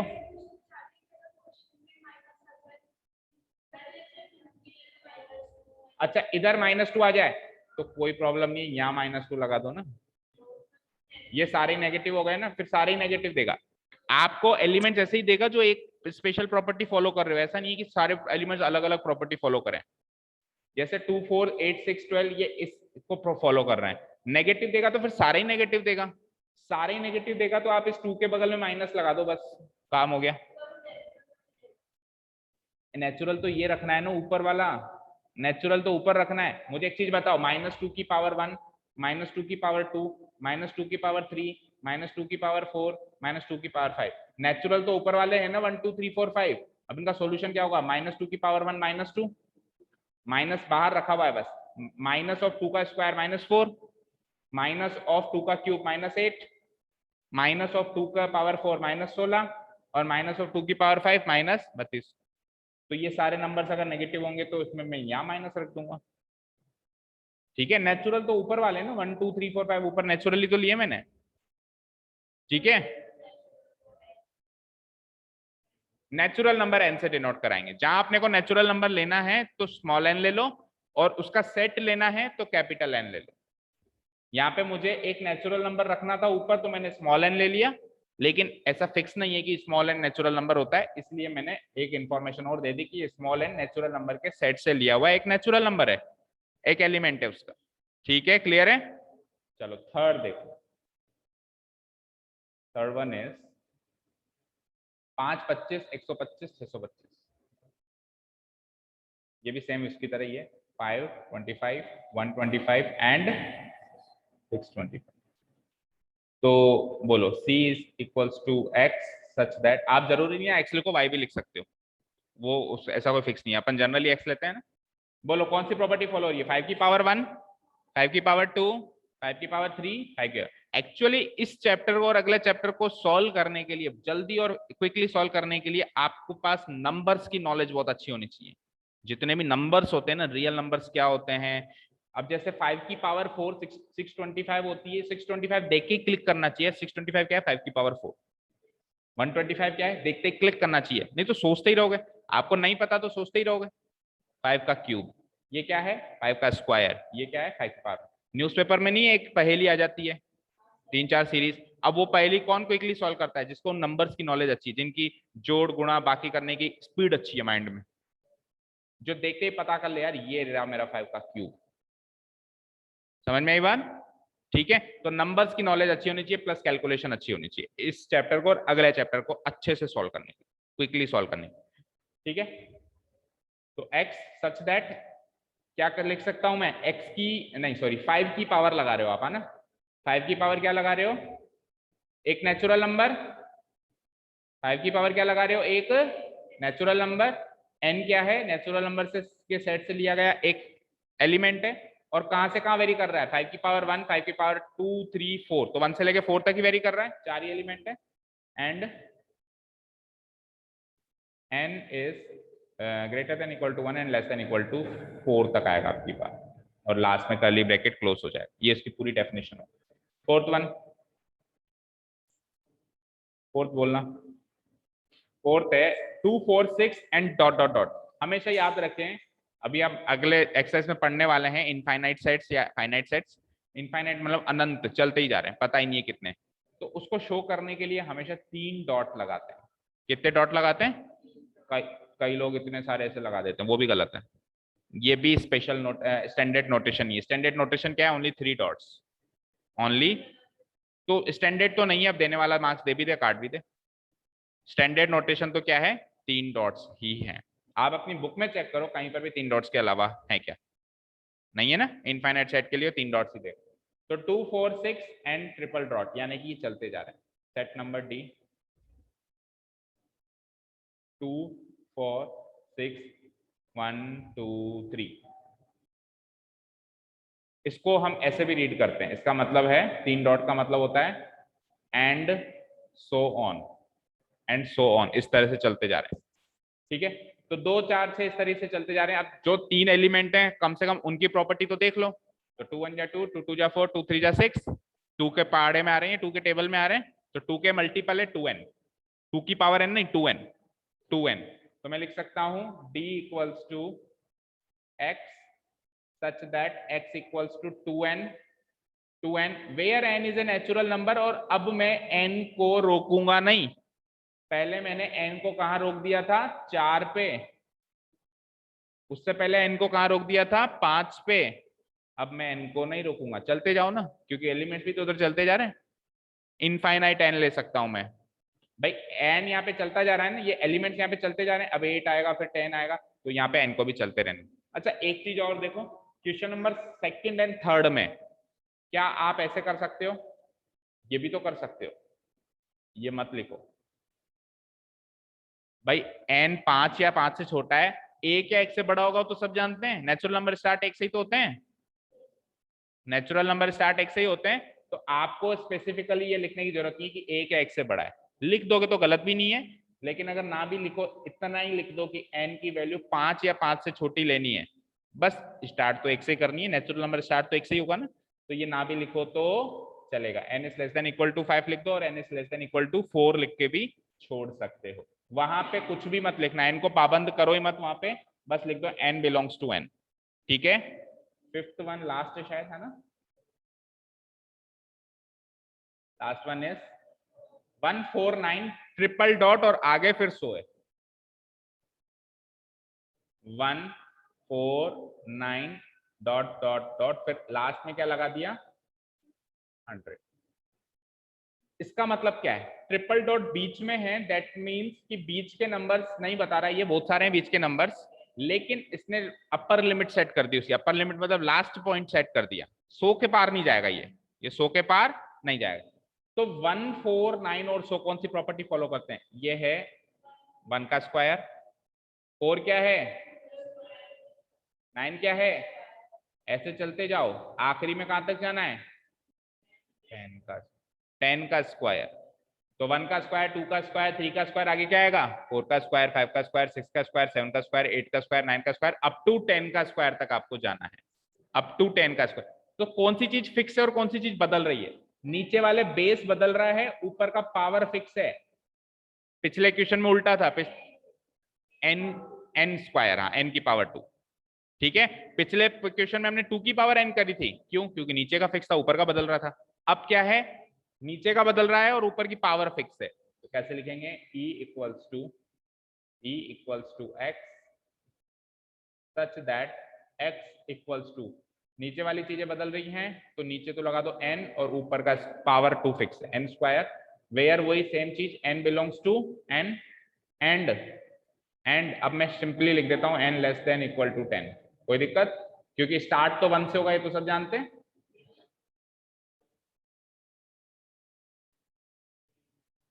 भाई कुछ हर एक क्वेश्चन में थोड़ा बहुत अलग करें ना, नहीं तो सारे एक जैसे करेंगे तो फिर मान लो ऐसी चीज आ गई तो कंफ्यूज होंगे। तो इस बार मैंने ये नहीं लिखा कि वो 1 से स्टार्ट हो रहा है, इस बार मैंने ये लिखा कि वो 10 पे खत्म हो रहा है, दैट्स इट। क्योंकि 1 से तो स्टार्ट होना ही है, ये सब जान। कोई डाउट इस क्वेश्चन में किसी को भी? नो? तो ये तो हो गया हमारा ये वाला क्वेश्चन। कर दूं डिलीट? नेक्स्ट पढ़ते हैं। नेक्स्ट इजी है, आपको केवल और केवल क्या बनानी है? उसके एलिमेंट्स बताने। तो एलिमेंट्स बताने का मतलब क्या होता है? रोस्टर फॉर्म बतानी है। List all the elements of the following से, सारे एलिमेंट्स बताओ इसके, है ना। लिस्ट करो मतलब एक लिस्ट बना के दे दो उसको, या फिर रोस्टर फॉर्म में दे दो, एक ही बात है। तो अब सेट बिल्डर फॉर्म है कि x एक ऑड नेचुरल नंबर है, सेट ए में x एक ऑड नेचुरल नंबर है। नेचुरल नंबर कौन से होते हैं? 1 2 3 4 5, उसमें से ऑड सेलेक्ट करना है। 1 3 5 7। इसने रोका क्या कहीं पे भाई कहां तक लेने हैं? नहीं रोका। क्या करोगे? डॉट डॉट डॉट, 3 डॉट लगा के छोड़ दो, and so on, that means and so on. चलें सेकंड में, x is an integer. Integer कौन से होते हैं? जो पूरे होते हैं, कंप्लीट होते हैं। और x माइनस हाफ से तो बड़ा है, और 9/2 क्या होता है? 4.5। 9/2 क्या होता है? 4.5 यानी 4.5, 4.5 से छोटा है। ठीक है, अब देखो नंबर लाइन पे अगर मैं ड्रॉ करूं तो मान लो ये तो है -1, ये 0, ये 1, थोड़ा सा इधर ड्रॉ करने दो। मान लो ये है -1, ये है 0, ये है 1, ये है 2, ये है 3, 4 और 5। 4 और 5 के बीच में आएगा कहीं 4.5, तो इससे तो छोटा चाहिए। और -1.5 कहाँ आएगा? -0.5 कहाँ आएगा? 0 और -1 के बीच में आएगा कहीं, -0.5 भी लिख सकते हैं इसको। इससे तो बड़ा चाहिए, इससे छोटा चाहिए, और इंटीग्रल वैल्यू होनी चाहिए। इंटीग्रल, इंटीग्रल मतलब पूरा नंबर, बीच का नहीं होना चाहिए, पूरा नंबर होना चाहिए। तो इसके बाद का सबसे पूरा नंबर है 0, उसके बाद 1, फिर 2, फिर 3, फिर 4। 5 ले सकते हैं क्या? नहीं, क्योंकि 4.5 से छोटा चाहिए। तो कितने एलिमेंट्स आ गए? 0 1 2 3 4 मेरा आंसर हो गया। तो बी में कौन कौन से एलिमेंट्स डालोगे आप? वो सारे इंटीजर्स जो इस रेंज में लाया करते हैं, 0 1 2 3 एंड। ठीक है, सी बताओ। x is an integer, again x एक इंटीजर है, और x स्क्वायर लेस देन 4। अब इसको बोलते हैं इनइक्वालिटी। आपने अभी तक पढ़ी नहीं है, 11th क्लास की चैप्टर नंबर 6 में आएगी, लीनियर इनइक्वालिटीज है, वो इसमें पढ़ोगे डिटेल में। मैं वहां बताऊंगा अच्छे से कि कैसे इनइक्वालिटी को सॉल्व करते हैं। अभी थोड़ा सा हिंट ले लो। देखो इसको इक्वालिटी मान लो एक बार, तो x की वैल्यू क्या हो सकती है? प्लस और -2। आप नंबर लाइन में प्लस और -2 शो करो। नंबर लाइन में प्लस और माइनस, ये 0 है, ये 1 है, ये 2 है, और ये -1 है, ये -2 है। प्लस और -2 शो हो गए नंबर लाइन में। अब आप क्या करो, इसको 3 इंटरवल में तोड़ो। एक तो -∞ से -2 की इंटरवल, एक -2 से +2 की इंटरवल, और एक 2 के बाद वाली जितनी भी है पॉजिटिव इन्फिनिटी तक। अब आप एक एक नंबर तीनों में से पुटअप करो, तीनों इंटरवल में से, और चेक करो इसको कौन कौन सेटिस्फाई करता है। X square is less than equal to 4 करना है। उधर से एक नंबर उठाओ, -2 और -∞ के बीच का कोई भी नंबर उठाओ, जैसे -4 उठा लिया, तो -4 का स्क्वायर 16। क्या 16 4 से छोटा है? तो ये इंटरवल फेल हो गई। अच्छा, -2 और 2 के बीच का कोई नंबर उठाओ, कोई भी उठा लो, 1, तो 1 का स्क्वायर तो 4 से छोटा है। एक भी अगर नंबर पास हो रहा है, यानी पूरी इंटरवल पास है। उधर आ जाओ, 2 से बड़ा कोई नंबर उठाओ, 7, तो 7 का स्क्वायर 4 से छोटा है? नो। दैट मींस इस इनइक्वालिटी को सेटिस्फाई करने वाले केवल यही इंटरवल है, -2 से 2 के बीच वाली इंटरवल है।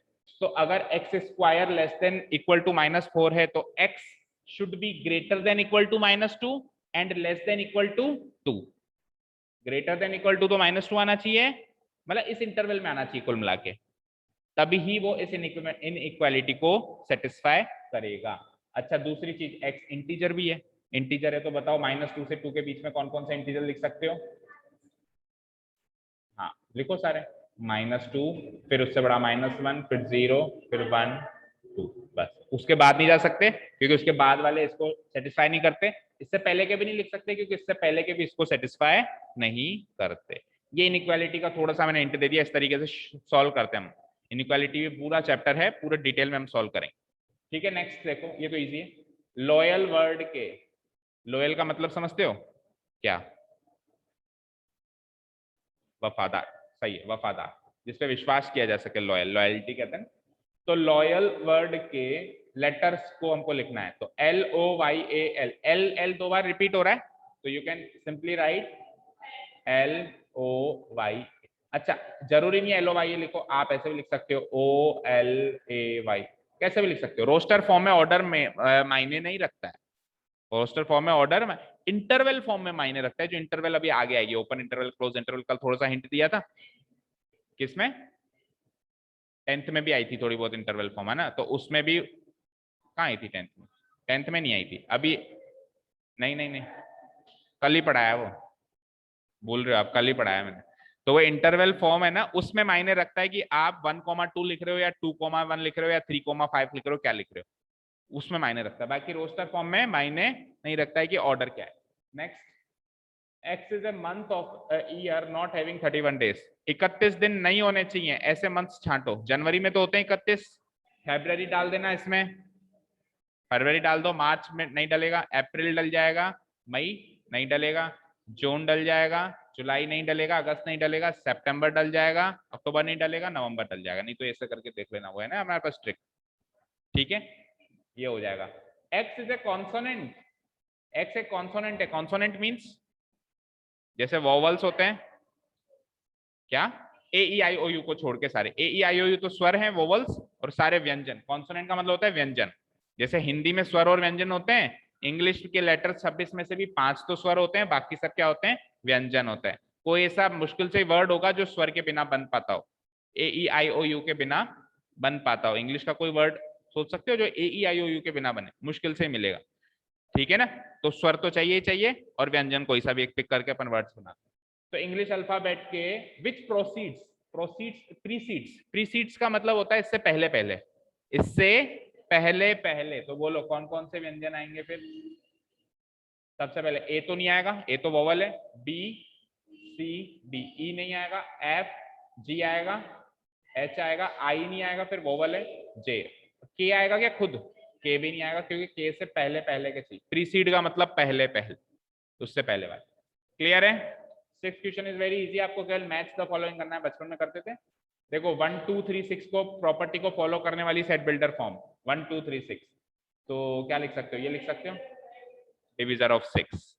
डिविजर ऑफ 6 का मतलब 6 को काट देता है। 6 को जो है 1 भी काटता है, 6 को जो है वो 2 भी काट सकता है, 6 को जो है वो 3 भी काट सकता है, 6 को खुद 6 भी काट सकता है। और ये 1 2 3 6 नेचुरल नंबर भी है, तो फर्स्ट को तो मैच कर दो किससे? सी से। 2 और 3, तो ये वाला x is A prime number, 2 और 3 प्राइम नंबर है। प्राइम नंबर क्या होते हैं सबको पता है क्या?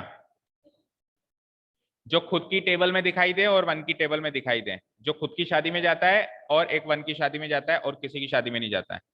जैसे 2 खुद की टेबल में दिखाई देगा, 2 1 जा 2, और किसी टेबल में कभी देखा है? कहीं मिल जाए घूमता हुआ? नहीं मिलेगा, है ना? अपनी खुद की शादी में जाएगा बस। 3 केवल 3 की शादी में ही जाएगा, खुद की शादी में। 4 देखो, खुद की शादी में तो है ही, 4 1 जा 4, 2 की शादी में भी घूम रहा है, 2 2 जा 4। ठीक है, तो वो प्राइम नहीं है, और जो प्राइम नहीं है उसको क्या कहते हैं? कॉम्पोजिट नंबर, है ना? तो प्राइम नंबर 2 से ही स्टार्ट होते हैं, 2 3 प्राइम नंबर है, और डिविजर ऑफ 6 भी है। क्यों? क्योंकि 2 6 को काट सकता है और 3 भी 6 को काट सकता है, तो ये इससे मैच हो गया। नेक्स्ट, इन दोनों को मैच करो। मैथमेटिक्स तो ऑब्वियसली इससे मैच हो जाएगा, x is a letter of the word mathematics. और 1 3 5 7 9 किससे बचा हुआ? क्या है? ये तो बचा हुआ है, odd natural number less then 10। Odd है सारे, सारे नेचुरल नंबर हैं, सारे 10 से छोटे हैं। 3 प्रॉपर्टी है, ऑड है, नेचुरल नंबर है, और 10, और ऑड होंगे तो नेचुरल नंबर होंगे ही सही। ऑड इवन हमेशा नेचुरल नंबर ही होता है, हमेशा नहीं, मतलब नेगेटिव भी होते हैं, वैसे तो ऐसी बात नहीं है। ऑड इवन नेगेटिव भी होते हैं, -2 -4, लेकिन नेचुरल नंबर लेने तो यानी कि 1 से स्टार्ट करके लेने, और लेस देन 10 लेने, 10 से छोटे छोटे लेने। क्लियर है यहाँ तक? कोई डाउट? नो? ठीक है, तो ये हो गई साहब हमारी एक्सरसाइज नंबर 1.1। क्या टाइम बचा है? अभी तो है 10 मिनट, है ना? थोड़ा सा 1.2 का इंट्रोडक्टरी पार्ट कर सकते हैं। एक्सरसाइज ऐसे कल कर लें। तो एक बार वीडियो नहीं बना लेते हैं, leave the meeting and join again.